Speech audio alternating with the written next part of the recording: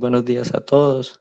Me presento, mi nombre es Daniel Pérez, soy residente de tercer año del programa de medicina de urgencias y el día de hoy vamos a estar con la reunión académica del servicio.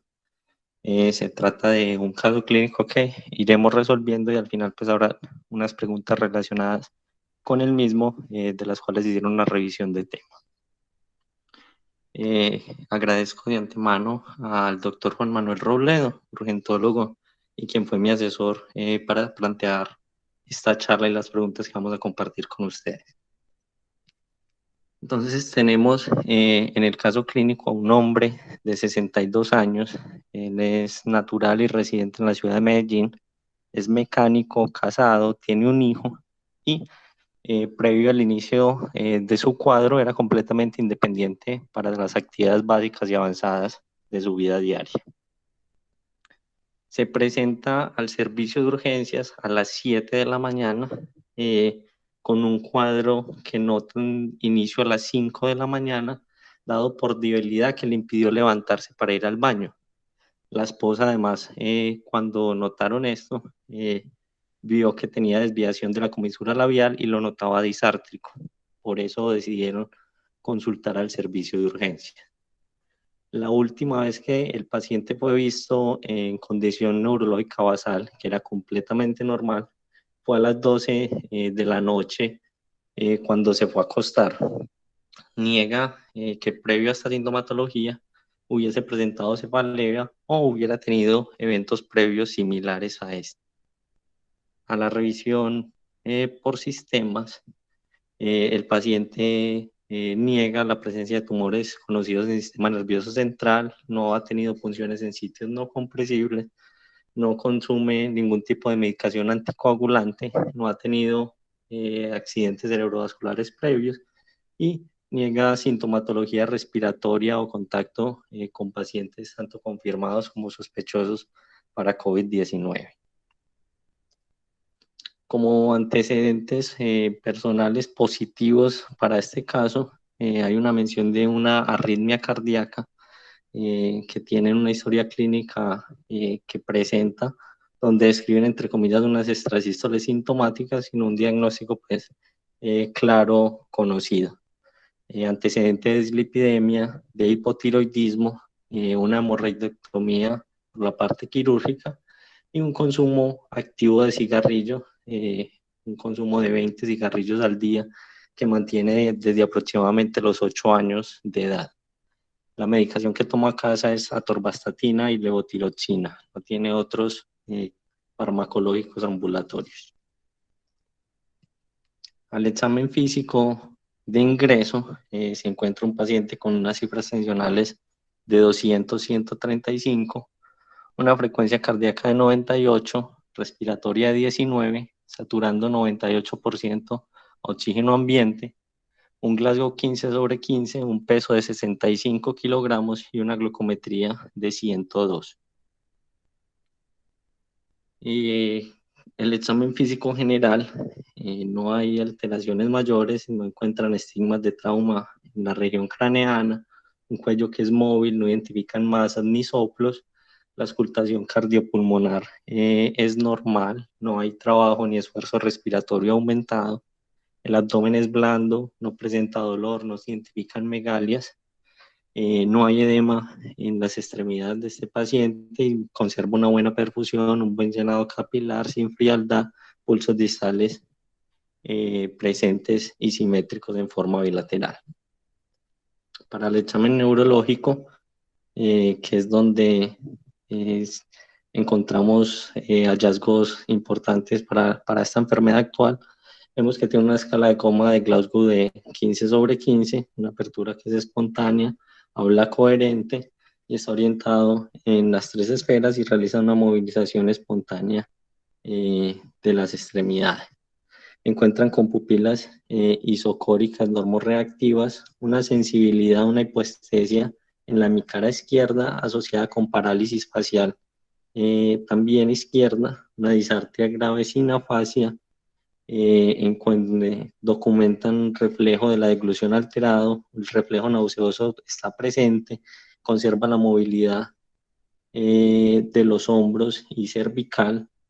Tiene también hipoestesia en el hemicuerpo izquierdo, una fuerza 5/5 en el hemicuerpo derecho y 3/5 del hemicuerpo izquierdo, una hemiparesia de ese mismo lado.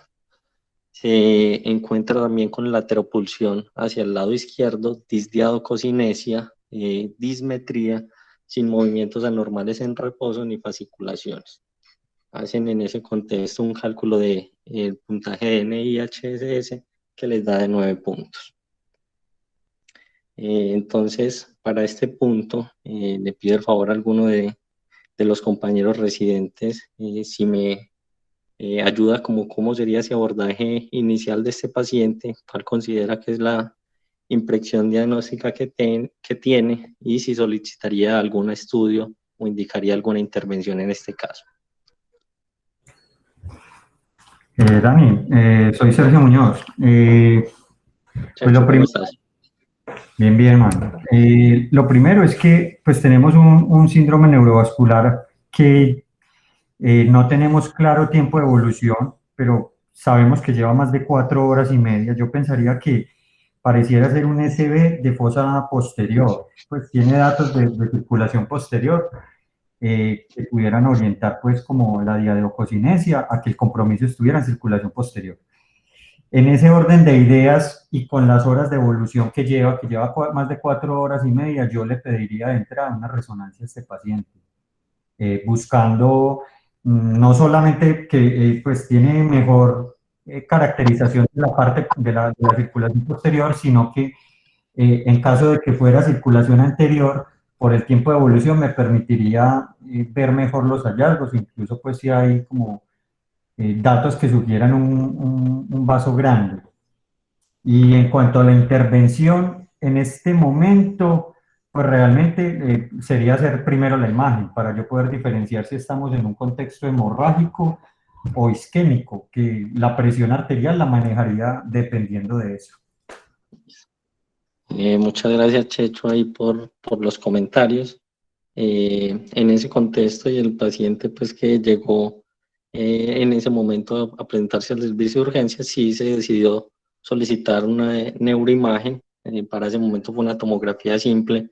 Ya miraremos las consideraciones que vos pones en ese punto y acá se las presento para que estés atento entonces, Checho, y te voy a mostrar las dos secuencias. Esta y luego en ventana de cerebro y me comentas de pronto qué hallazgos notas.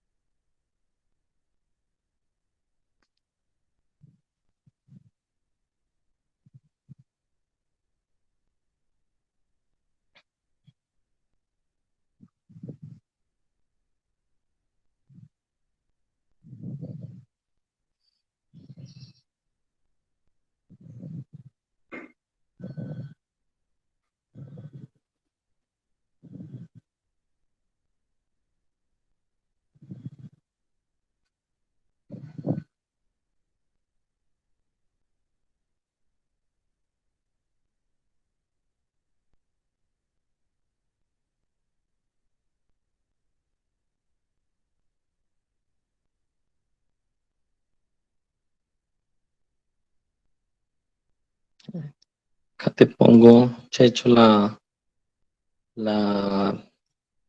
ventana de cerebro para que intentes identificar de pronto si hay algo que te llame la atención adicional. Qué pena, acá.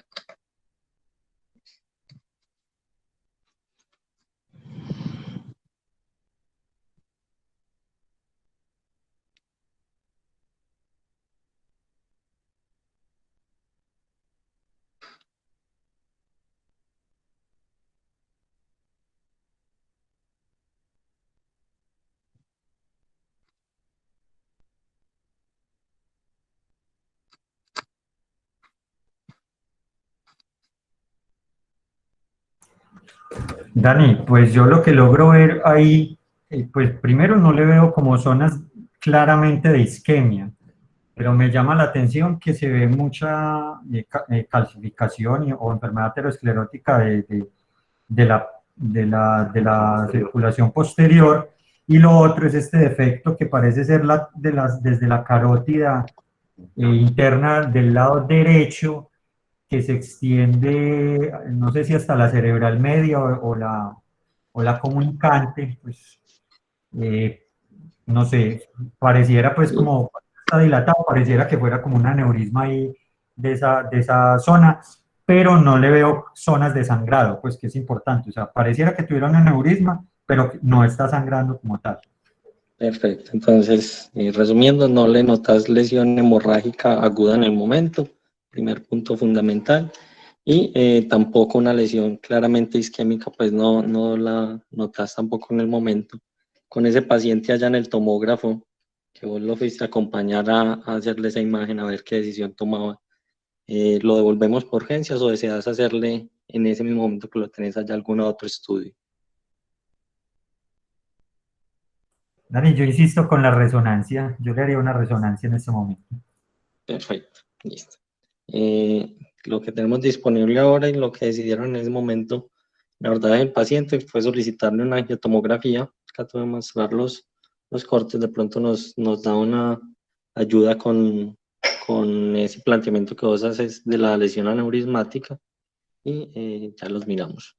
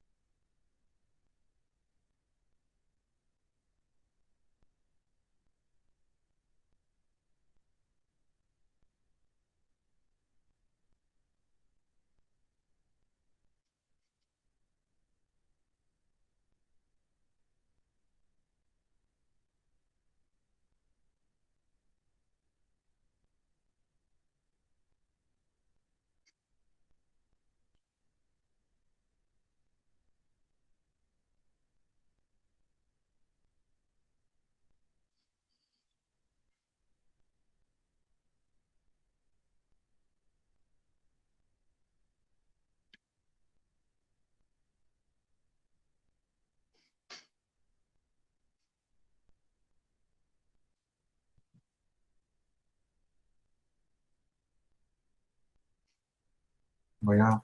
Sí. Dani, Te, no, te pues lo pongo mismo, o esta sea, parte coronal para que lo termines de definir y ya me contás. Dale un vistazo nomás, esta es cortica, estos cortes coronales.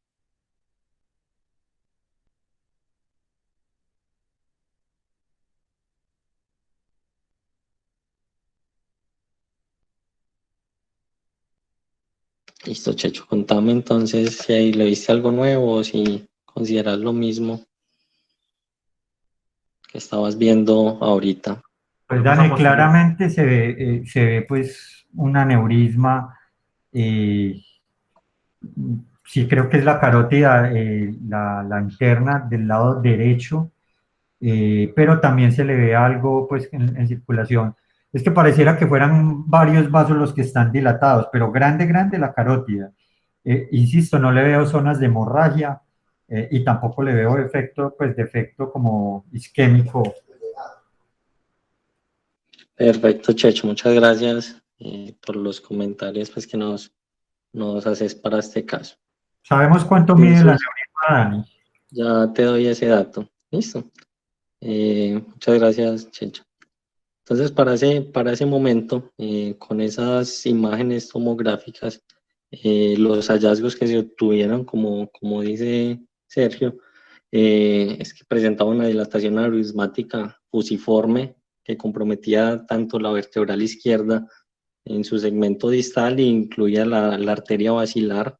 El mismo hallazgo también para la vertebral derecha, que tenía otro aneurisma que comprometía igualmente la basilar, y esa dilatación que veías desde las carótidas internas, efectivamente tiene una displasia de ambas carótidas en ese punto, y adicionalmente una imagen gigante que se ve grande ahí, que es un macroadenoma hipoficiario, que se ve en relación o con un efecto de masa también sobre el hipotálamo y el quiasma óptico. Efectivamente no había lesión hemorrágica o no documentamos lesión hemorrágica en ese momento, y tampoco identificamos una lesión isquémica o una hipodensidad en el parénquima cerebral que nos hablara pues de un compromiso isquémico establecido en este caso. El aneurisma, el del diámetro más grande, que era el derecho, nos medía hasta 19 milímetros en la medición inicial que se hizo, el diámetro. Entonces, con este paciente y estos hallazgos, retorna al servicio de atención en urgencias, persiste con la focalización neurológica, no ha tenido cambios ni hacia el deterioro ni hacia la mejoría. Se comenta con el grupo neurovascular, quienes sugieren realizar una angioresonancia, y el paciente continúa con unas cifras tensionales elevadas, una presión arterial sistólica que oscilaba entre 200, 220, y una presión arterial diastólica que oscilaba entre 105 y 125. Entonces, se me ocurrieron varias dudas clínicas. Acá en la pantalla notan un código QR que a partir de sus dispositivos lo pueden utilizar, o igualmente en el chat de esta sala les dejo un link hacia un cuestionario de Google. Son 3 preguntas muy sencillas, muy simples, no demoran más de 15 segundos resolviéndolas, y la idea es pues como tener el concepto de ustedes que piensan en relación a estos 3 puntos. El primero sería cuál sería la neuroimagen realmente pertinente en este caso, si esos estudios que se solicitaron, si son adecuados y útiles, si esa angioresonancia que sugiere el grupo pudiese ser la imagen adecuada o se pensaría en otra. También considerando ahí pues que ya lleva un angiotac y el defecto del contraste y posiblemente una arteriografía van a necesitar, entonces como puntos a considerar. La segunda pregunta que se me ocurre es, en caso hipotético de que ese paciente hubiera llegado en tiempo de ventana, un tiempo bien definido de 4.5 horas, con esos hallazgos, o si hiciera una imagen de perfusión y me encontrara pues un hallazgo que me permitiera hacer trombolisis, si la haría en ese contexto de ese paciente con ese aneurisma o no, y el concepto que tengan ustedes sobre esas cifras de presión arterial, y cuál sería pues como la meta. Las pueden ir resolviendo en estos segunditos mientras abordamos, pues damos la introducción al tema, y ya vamos a mirar qué piensa el público asistente. Entonces, dando como un repaso grande a lo que serían ese manejo inicial del paciente con accidente cerebrovascular, los puntos claves que siempre se mencionan en las guías tienen que ver con la atención rápida, oportuna de estos pacientes, ya que es una patología tiempo dependiente. La activación del código de stroke es importante pues, en las instituciones en las cuales se cuenta con eso disponible. La medición de signos vitales, incluyendo ahí la glucometría como uno de los diagnósticos diferenciales. Recordar mantener siempre la oxigenación, la vía aérea y la perfusión de estos pacientes, y obtener datos importantes como es el momento o el último momento en que fue visto bien, para poder hacer las correlaciones de tiempo. Calcular el puntaje en la escala del NIHSS, que tiene pues implicaciones terapéuticas para estos casos. Obtener una neuroimagen inicial que va a depender de la disponibilidad de cada institución. Evaluar cuáles son esos medicamentos que el paciente viene consumiendo en casa, y obtener pues un acceso venoso. También se obtienen para clínicos, incluidos pues unos laboratorios séricos generales y un electrocardiograma. Recordando que esta última parte, estos laboratorios y ese electrocardiograma, no deben en ningún momento demorar lo que es fundamental en ellos, que es la obtención de las neuroimágenes y la interpretación de las mismas. Si uno fuera a hacer un global de lo que ahora hacemos o que tenemos planteados para la atención de estos pacientes con una focalización neurológica aguda, uno podría intentar dividirlo como estos 2 grupos.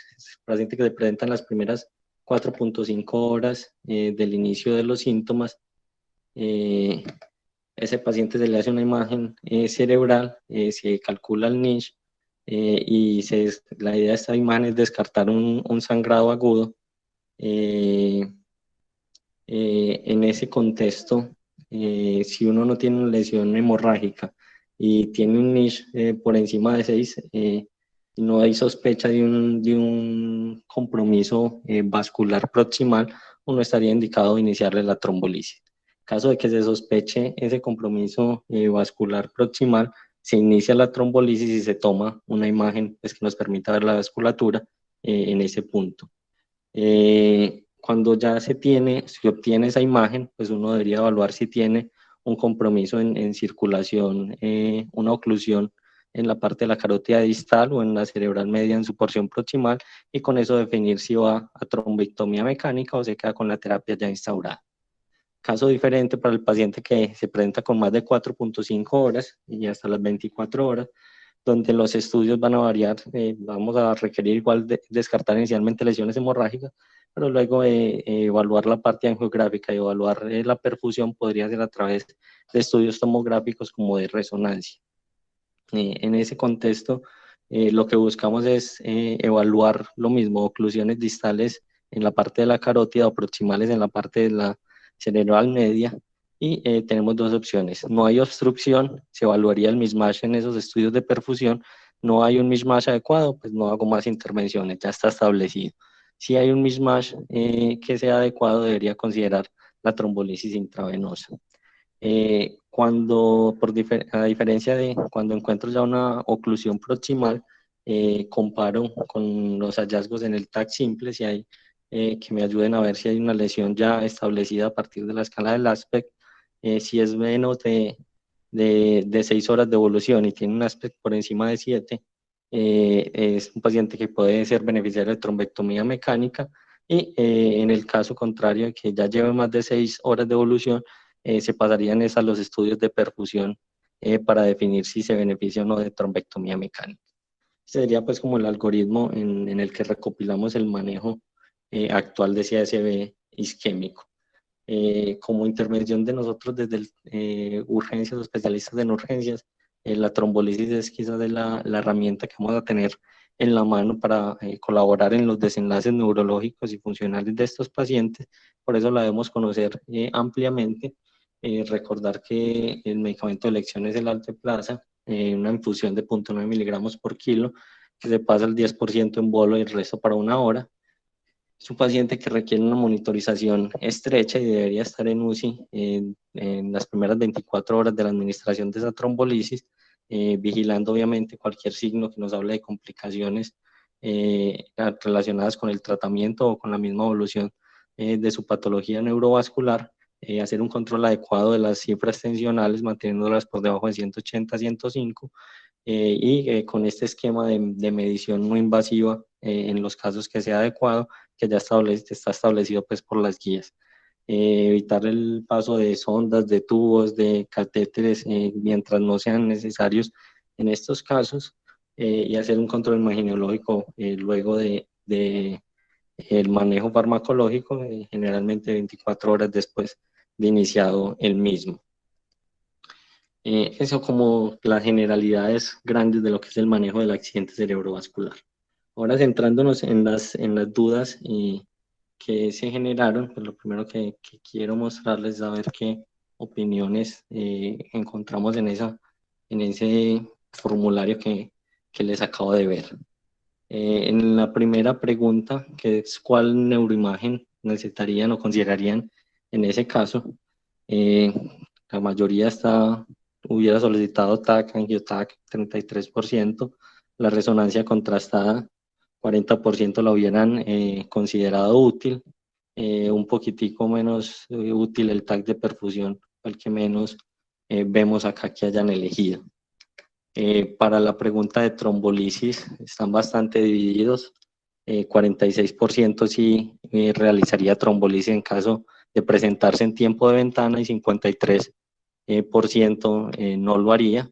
Y por último, el objetivo de cifras tensionales para estos pacientes, también bastante parejo.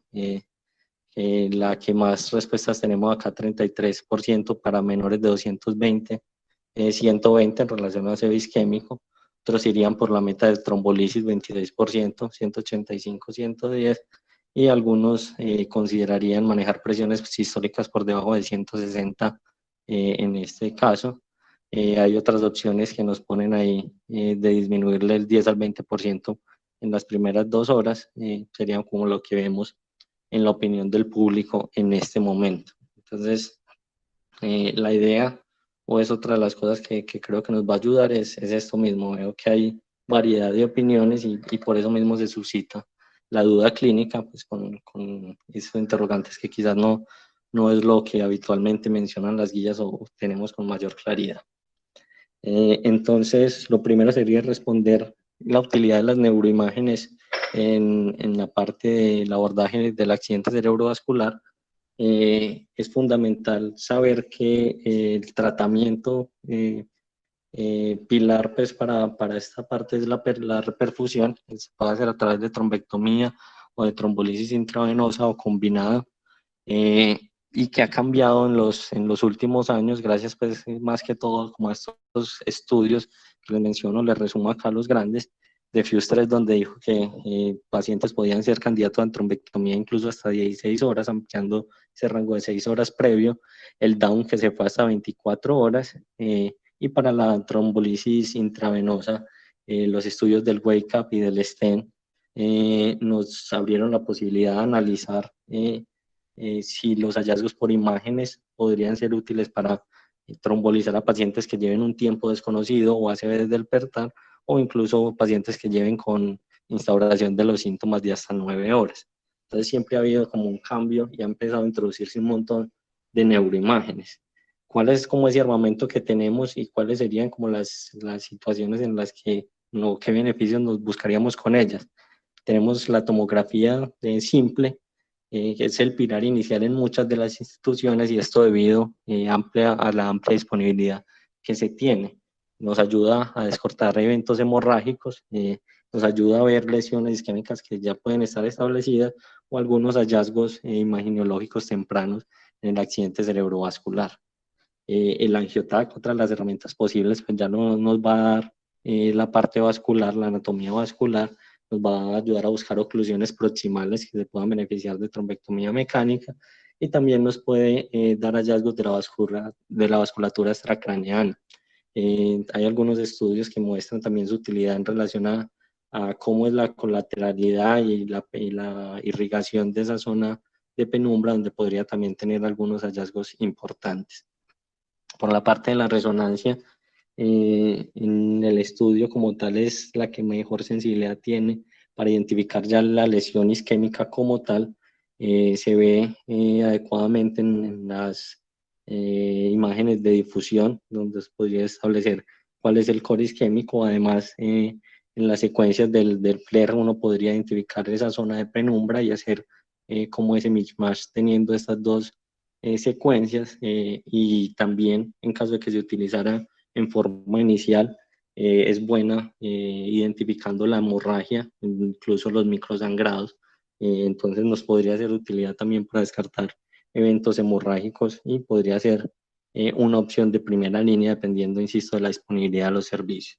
Acá vemos en el lado izquierdo la tomografía simple, es uno de los hallazgos reconocidos como la hiperdensidad de la cerebral media, tempranamente pues, identificada en accidente cerebrovascular isquémico, y acá una angiotomografía donde vemos esta obstrucción, cómo se corta el paso del medio de contraste a nivel de la cerebral media izquierda en este caso. La resonancia, lo que les hablaba, lo que uno pudiese ver en difusión, se ve hiperintenso, se ve pues, blanquito, por decirlo, palabras más coloquiales, lo que sería el core isquémico, la zona isquémica que se puede ver, y uno podría compararla con esta secuencia que sería el FLAIR, donde la idea es evaluar si ese mismo core isquémico es lo mismo que está en zona de penumbra o no. Es decir, si veo esta imagen y veo esta imagen igualitas es porque ya está establecida. Si veo esta imagen en la difusión y acá en el FLAIR no veo o es de menor tamaño, sería un parénquima que todavía tiene una zona de penumbra adecuada y pudiese llegar a beneficiarse de algún tipo de estrategia de reperfusión. Las otras neuroimágenes que han cogido, digamos, auge, tienen que ver obviamente entonces con estas secuencias de difusión-perfusión en relación a la tomografía, que se utilizaron pues en los estudios que mencionamos antes. lo que permiten es evaluar adecuadamente el core isquémico y el desacople o la correlación con esa zona de penumbra, y por ende pues nos permiten saber qué tanta recuperabilidad hay o no del parénquima. Importante conocer de que requieren de software que pueden ser muy variados, y es una de las limitantes. Hay algunas instituciones que no cuentan con esos software y acusan que son bastante caros el desarrollo de los mismos, entonces hay que tener en cuenta. La resonancia nuclear contrastada, pues podríamos utilizarla, digamos, ya en varios contextos, dependiendo de como ese protocolo de contraste que utilizamos. Podríamos sacar imágenes de angioresonancia, que obviamente nos ayudarían con toda la parte vascular, o también podríamos sacar imágenes de perfusión que tendrían la misma idea de poder definir cuál es ese desacople o diferencia entre el core y la zona de penumbra, y para tomar decisiones, que es otra de las estrategias que vemos. Acá veríamos, esto es lo que es como una tomografía de perfusión. Acá vemos obviamente la hipodensidad en todo el territorio de esa cerebral media. Cuando se hacen exámenes, entonces primero de difusión, lo que se ve es que en toda esta área, ¿no es cierto?, la perfusión, la llegada, el flujo cerebral está por debajo del 30%, por eso no tiene este color rojito que estamos viendo acá. Y lo que se hace luego es evaluar el tiempo máximo, que si está por encima de 0.6, nos habla de una zona ya establecida. Entonces uno compara cuál es la zona que aparentemente está infartada con la que ya está establecida, y es esa diferencia lo que el programa en últimas calcula, ¿no es cierto? Lo hace a partir de cálculos de volumen y hace una relación y un porcentaje de volumen de mismatch. Entonces vemos, por ejemplo, en este caso, un core de 145 mililitros con una zona de penumbra de 195, entonces realmente la diferencia es de 50 mililitros y un mismatch que es en este momento inadecuado y no se beneficiaría de algún tipo de terapia de reperfusión porque ya está instaurada. Para resolver entonces esa pregunta, yo creo que este diagrama nos ayuda bastante, y hay que pensar entonces qué paciente tenemos. Lo primero con la parte vascular es descartar algún evento hemorrágico o alguna otra lesión que pueda causarlo. Para eso la tomografía simple quizás es lo más disponible, pero sin duda la resonancia tiene muy buena sensibilidad, y si se cuenta con la disponibilidad sería otra opción. Para las guías, si yo estoy ante un evento isquémico y no tengo evidencia de sangrado ni una lesión establecida, podría en ese momento, o debería en ese momento, iniciar la trombolisis intravenosa. De ahí, si la sospecha es una lesión proximal o una oclusión proximal, debería utilizar algún estudio angiográfico, sea por tomografía o por resonancia, que me permita identificar esa lesión, dónde está, ¿no es cierto? Y si se podría intervenir o no por la parte endovascular. Y para acá, para antes de pasar a ese tratamiento endovascular, entonces va a ser la diferencia de las horas. Si se encuentra entre las primeras 6 horas, no requeriría estudios adicionales y podría ir de una a intervencionismo, hacer la arteriografía y la trombectomía en caso de ser satisfactoria. Pero si se encuentra por encima de las 6 horas o se encuentra en un tiempo que es desconocido, entrarían las imágenes de perfusión, donde ya puede ser TAC por perfusión, resonancia por perfusión, o esa diferencia que vemos en la resonancia entre las secuencias de difusión y FLAIR, lo que podríamos utilizar para ver si nuestro paciente se va a beneficiar o no de algún tipo de reperfusión, sea trombectomía, que puede ser extendida, ya lo vimos, hasta 16 o 24 horas, o trombolisis intravenosa, como lo mostró el Wake-Up y el stent. La otra pregunta que teníamos es en relación a la trombolisis en estos casos, es decir, en el paciente, si hubiera llegado en tiempo de ventana, si le brindaríamos o no esta terapia, teniendo en cuenta más que todo la lesión aneurismática. No hay mucha información al respecto. Acá traigo algunos estudios que se han documentado del uso del RTPA en relación a pacientes con aneurismas intracraneales.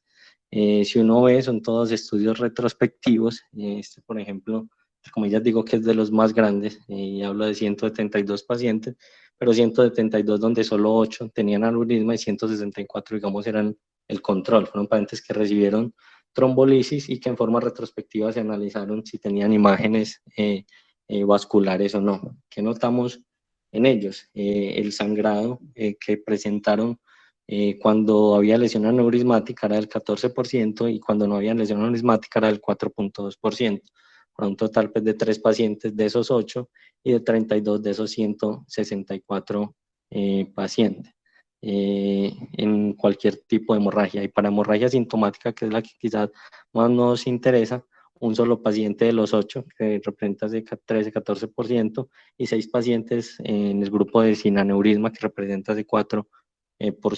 ¿Qué vemos? No hay diferencia realmente. Cuando lo pasamos a los valores estadísticos, no hay diferencia entre los unos y los otros.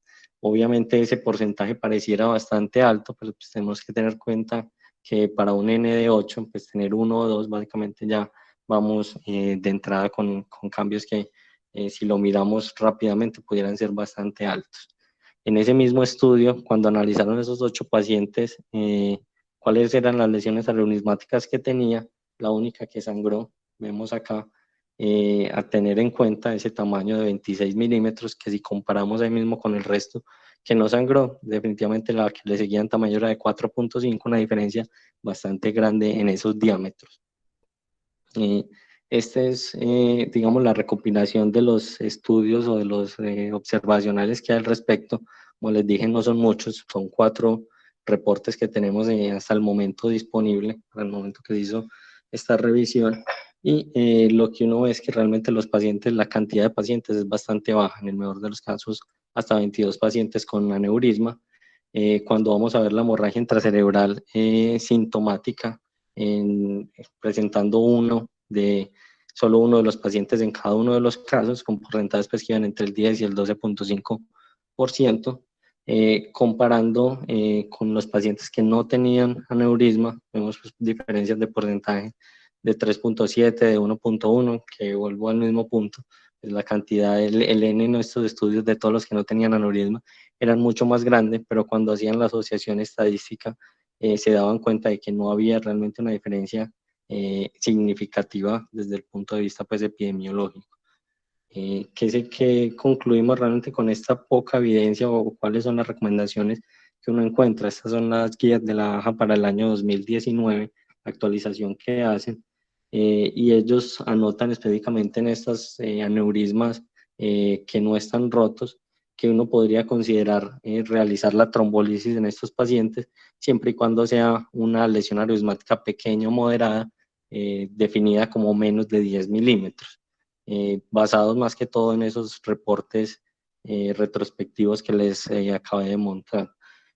Para las lesiones gigantes o por encima de los 10 milímetros realmente no dan una recomendación clara, dicen que no está bien establecido y pues no, digamos, aprueban o no recomiendan su uso. ¿Qué considero yo luego de hacer la búsqueda como de estos casos?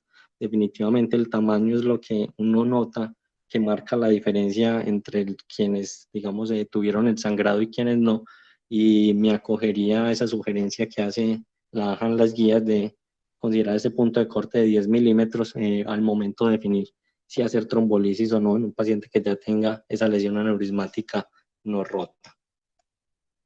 Por último, la pregunta de la presión arterial o cómo debería ser el manejo de la presión arterial en estos pacientes es algo un poquitico difícil, no hay muchos datos de ese manejo del aneurisma no roto, pero hay algunos datos que considero que son importantes. Primero es evaluar el riesgo de ruptura de los aneurismas, y esto es importante porque cuando uno va a ver todos los factores de riesgo, siempre la presión arterial elevada aparece en ellos. Esta es, digamos, una de las escalas más conocidas. Vemos que hablan de algunas poblaciones especiales, la presencia de hipertensión o no, la edad con corte de 70 años, el tamaño del aneurisma vuelve y juega acá para riesgo de ruptura, la presencia previa de hemorragia subaracnoidea y el sitio de circulación. Si vemos, por ejemplo, para el caso que teníamos nosotros, es un paciente hipertenso, un aneurisma de 19 milímetros, no tenía sangrado previo y se encontraba en la circulación posterior. Eso a él le da un puntaje de 11 puntos en total, y cuando vemos la tasa o el riesgo de hacer ruptura, era alrededor de 7.2, aunque estos estudios son poblacionales y están hechos a 5 años. ¿Qué no está incluido entre los factores de riesgo y qué es importante para ese estudio? El tabaquismo, que se conoce que aumenta el riesgo de ruptura incluso hasta 3 veces, y la forma irregular, a diferencia de los saculares, también aumenta el riesgo de sangrado hasta 4.8 veces. Recordemos que era un aneurisma fusiforme y que el paciente era un tabaquista activo desde los 8 años, entonces si lo ponemos en ese contexto, definitivamente había un riesgo alto de ruptura. ¿Qué pasa? Todos estos scores están diseñados, insisto, a largo plazo, los más cortos a 3 años, los más prolongados a 5 años, pero realmente no hay algo establecido en la literatura para como esa ruptura aguda de la parte aneurismática. ¿Qué encontré en relación al manejo de las cifras tensionales pensando en disminuir el riesgo de esa ruptura? Este es un ensayo clínico que no es aleatorizado, es abierto. Una población es un estudio piloto que se hizo en el 2018.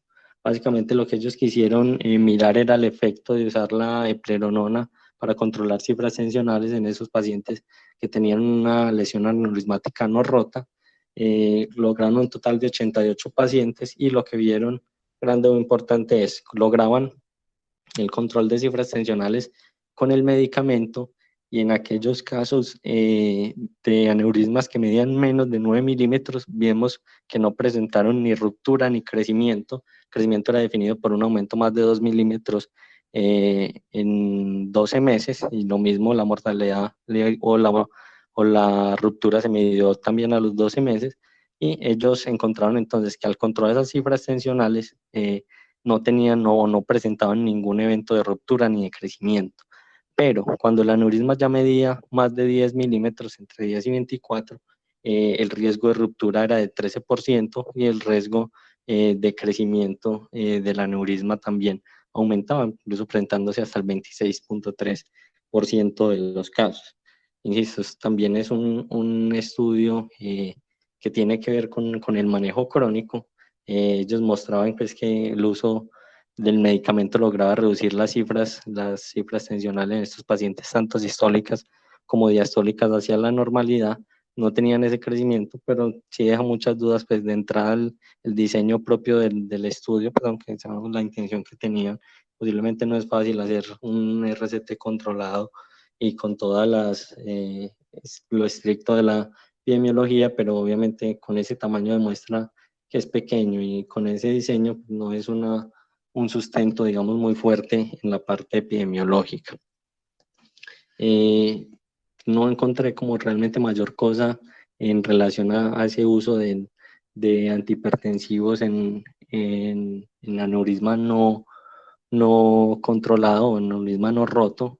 Algunos consensos y en la revisión del continuum de neurología lo sugieren como una recomendación de expertos tener control adecuado de las cifras tensionales. No hay realmente algún apoyo bibliográfico adicional o algún lugar de donde hayan sacado esa recomendación.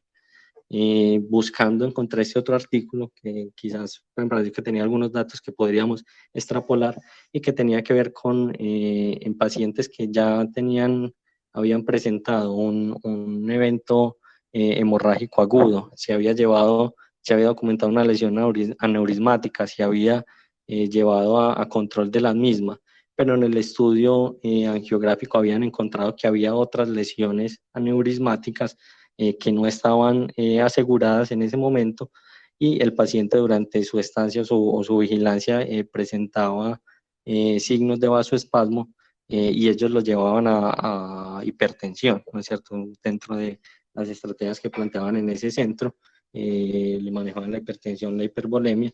Entonces lo que ellos querían mirar era si esa hipertensión generaba algún efecto o no en esos aneurismas no rotos o no asegurados que tenía el paciente.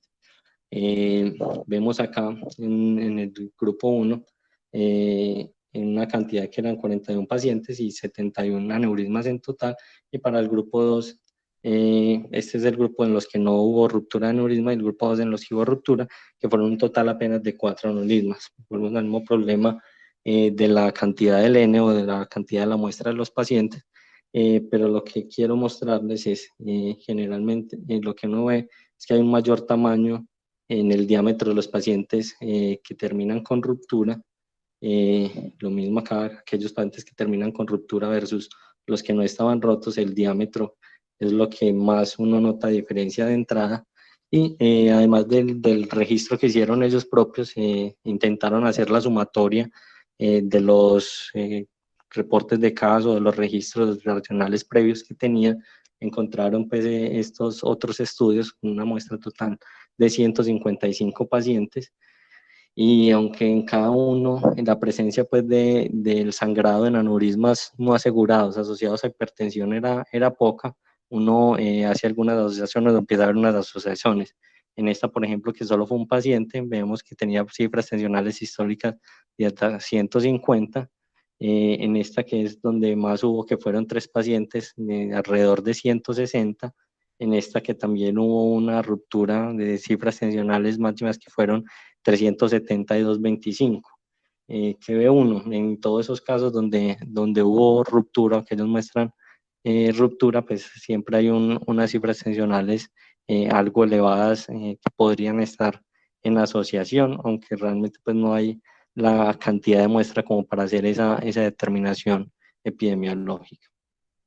Entonces, ¿qué me quedo yo luego de hacer esa revisión y en relación a esas 3 preguntas puntuales, como para dejar claridad en lo que yo creo que podemos resolver y aprender de este caso? Como siempre, es que hay que individualizar, ¿no es cierto? Cada paciente, aunque hay unas recomendaciones y unas cuestiones generales en el manejo de algunas patologías, siempre hay algunas particularidades que nos tienen que hacer pensar si eso aplica o no para mi paciente y yo qué voy a hacer al respecto de ello. En el uso de las neuroimágenes tenemos que ser bastante críticos. Yo estaría muy de acuerdo en la recomendación de Checho, y que la resonancia hubiera sido una buena opción para este caso de primera línea, nos hubiera evaluado tanto la parte hemorrágica, lo hubiera descartado, y por el tiempo que planteábamos ya de entrada, de inicio, pues nos hubiera dado datos sobre el estado de perfusión y si había un mismatch o no, pues pensando en esa parte de accidente cerebrovascular. Pero tenemos que tener en cuenta, y esta parte también fue fundamental, la disponibilidad que tengamos en cada institución. Si bien en una cosa es lo que pudiese ser ideal, otras con lo que estamos trabajando, y saber si yo tengo ese recurso y en verdad me lo van a hacer en tiempo, perfecto, lo utilizo. Pero si en mi institución no cuento con eso, sino que tengo una tomografía o tengo otro estudio de imagen, pues es lo que voy a intentar utilizar. Eso sí, tengo que recordar para qué lo estoy utilizando, es decir, qué quiero ver, cuál es el tiempo de instauración de los síntomas de mi paciente, o si es desconocido, y en qué intervenciones estoy pensando, si es en trombolisis farmacológica, si es en trombolisis mecánica, para saber pues si voy a utilizar esos estudios simples, si voy a buscar un estudio angiográfico por imagen, o si voy a buscar un estudio de perfusión en estos pacientes. En relación a la fibrinolisis, yo concluiría, y como dije anteriormente, estoy de acuerdo con la recomendación de las guías AJA, en que el tamaño es lo que más impacta en la decisión de trombolizar o no estos pacientes. Con ese punto de corte de 10 milímetros sería lo que utilizaría en mi práctica clínica. Y por último, las cifras tensionales, realmente no hay un objetivo establecido para el paciente con aneurisma no roto. Eso no está objetivizado, no está documentado, y no hay registros que yo en este momento pueda decirles con toda certeza que vamos a utilizar estas metas. ¿Qué considero sí importante para tomar la decisión de a qué metas llevarlo? Consideraría 2 cosas. Primero, el diagnóstico del paciente, es decir, poder documentar claramente si hay un compromiso isquémico del paciente. Obviamente serían metas más perficidas. Obviamente, si ya está con una ruptura, pues se soluciona ese punto. Pero en este caso, por ejemplo, en el que tuvimos, en el que el paciente no presentaba una lesión hemorrágica, tenía esa lesión no asegurada, yo lo que evaluaría ahí es realmente el riesgo de ruptura. Si bien todos los estudios están pensados o analizados a largo plazo, creo que es lo que determinaría mi actuar. Puntualmente en este paciente, con ese diámetro tan alto, con las cifras tensionales elevadas, fumador, con la forma del aneurisma, con la posición anatómica de la circulación posterior, creo que cumplía todas las características para ser de alto riesgo de ruptura, y por ende buscaría controlarles sus cifras tensionales, llevando las presiones históricas por debajo de 160, aunque insisto, no hay evidencia en ese punto. pero consideraría más importante en este caso ese riesgo de sangrado sobre la parte isquémica, pero que también hay que analizar, ya cuando tuvimos bien los estudios de resonancia al cual se llevó, pues no había como tal un core isquémico y que también apoyaba esa idea de controlarle más las cifras tensionales al paciente. Estas son las cosas o las preguntas que quería resolver, las cosas que quería compartirles.